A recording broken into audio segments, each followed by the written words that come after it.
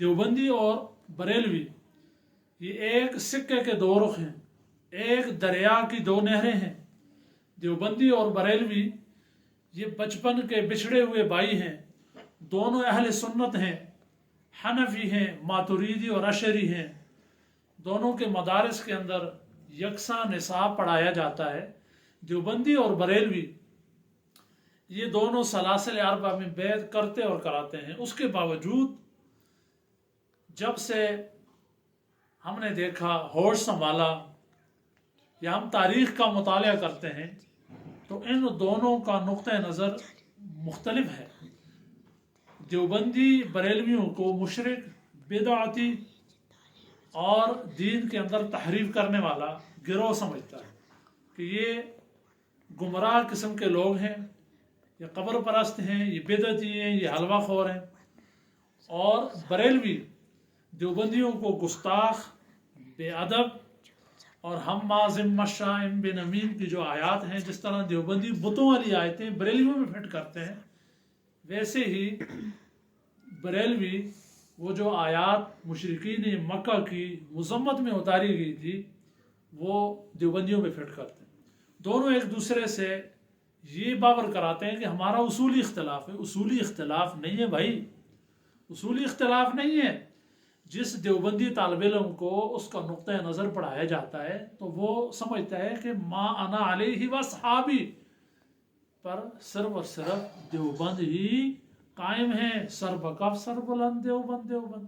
پھر وہ جہاں جائے گا وہ کہے گا کہ دیوبند کی تبلیغ کروں گا، جہاں بریلوی ہوں گے ان کو رگڑا دیں گے، پھر دیوبندی مناظر بن جائیں گے، جہاں ذکر بالجہر ہوگا وہاں دیوبندی ڈنڈے نکال دیں گے، جہاں دعا بعد الجنائز، جنازے کے بعد جو دعا ہوتی ہے وہاں پہ ہم نے دیکھا ہے لڑائیاں ہوتی ہیں، میت کی بے حرمتی ہو جاتی ہے، میت گر جاتی ہے، ڈنڈے چلتے ہیں، تقدس پامال ہو جاتا ہے قبرستان کا۔ کیوں جی بھائی؟ دیوبندی کہتے ہیں کہ ہم دعا نہیں ہونے دیں گے، بریلوی کہتے ہیں ہم دعا کر کے چھوڑیں گے۔ کفر اور اسلام کا مسئلہ یہ جس طرح حق و باطل کا معرکہ ہوتا ہے۔ مساجد کے اوپر قبضے کیے جاتے ہیں، ایک دوسرے کے جلوسوں پہ پتھراؤ کیا جاتا ہے، ایک دوسرے کے پیچھے نماز نہیں پڑھتے۔ اس کا فائدہ آج تک نظر نہیں آیا، اس کے نقصانات۔ ان دونوں کے اختلافات کو قادیانی ان سے بڑا فائدہ حاصل کر رہے ہیں۔ آپ سوشل میڈیا پہ جو لوگ زیادہ ایکٹیو ہوتے ہیں، آپ دیکھیں جو قادیانی لڑکے ہوتے ہیں یا ان کے جو یعنی مذہبی لوگ ہوتے ہیں تو وہ کیا کر دیتے ہیں، ایک دم کلپ چڑھا دیں گے کسی پیر کا، یہ دیکھو جی 2 نمبر پیر ہے، نیچے دیوبندی اپنے دل کی خوب پڑاس نکالیں گے، نیچے دیوبندیوں کی اور بریلویوں کی خوب لڑائی شروع ہو جائے گی۔ پھر کبھی کسی دیوبندی کی کوئی تقریر ہوگی، اس کو یعنی اس کا جو سیاق و سباق ہوگا اس سے کاٹ کے اسے نشر کر دیں گے، نیچے بریلوی آئیں گے، وہ کہیں گے دیکھا یہ اسلام کے دشمن ہیں، غدار ہیں۔ تو قادیانی بھی ہمیں لڑا رہے ہیں۔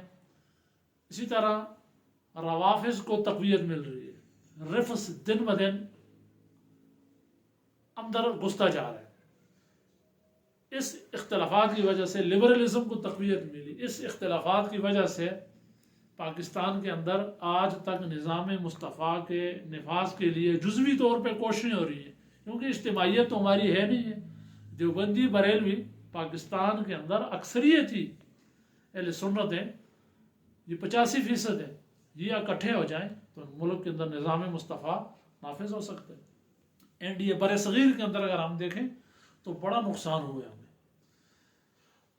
جو دیوبندی طالب علم اپنے مدرسے میں پڑھتے ہیں اسے یہی باور کرایا جاتا ہے کہ مانا علی اصحابی کا مصداق تو ہے بھائی، وہ جو فرقہ ناجیہ ہے نا وہ تو ہے۔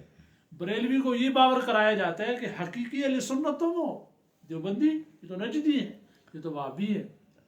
ان اختلافات کی وجہ سے آج ہمیں نقصان ہو رہا ہے۔ اگر آپ بغور مطالعہ کریں دیوبند اور بریلویت کی کتب کا تو اس نتیجے پہ آپ پہنچیں گے کہ اس میں صرف اور صرف ایک دوسرے کی عبارات کا مفہوم اپنے ذہن کے مطابق اخذ کیا جاتا ہے۔ پھر اس دور کے جو علماء تھے، وہ ہم عصر علماء تھے، وہ ذی علم لوگ تھے، ان کے جو اختلافات تھے، آج بھی اختلافات ہوتے ہیں، وہ ان اختلافات کو بنیاد بنا کر قیامت تک ہم اکٹھے نہیں ہو سکتے۔ اس لیے جو عبارت دیوبندیوں کی غلط ہے اس کا دفاع نہ کیا جائے۔ بھائی ایک طرف اسلام اور مسلمانوں کی اجتماعیت پارا پارا ہو رہی ہے، کہتے ہیں ہمارے اکابر، بریلویوں میں سے کسی سے انسان ہے،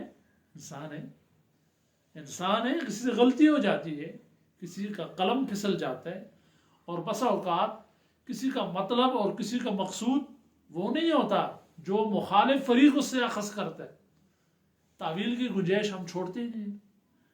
اس لیے جس عبارت کے اندر اگر کسی گستاخی کی، بے ادبی کی، شرک کی، اس قسم کی بو آتی ہو، اس عبارت کو کتابوں سے نکال دو، کہ ان عبارات کی وجہ سے ہم ایک دوسرے کے مخالف ہو رہے۔ اللہ رب العزت ہمیں ایک دوسرے کو سمجھنے کی توفیق عطا فرمائے، اور دیوبندی اور بریلیوں کو آپس میں متحد ہونے کی توفیق عطا فرمائے۔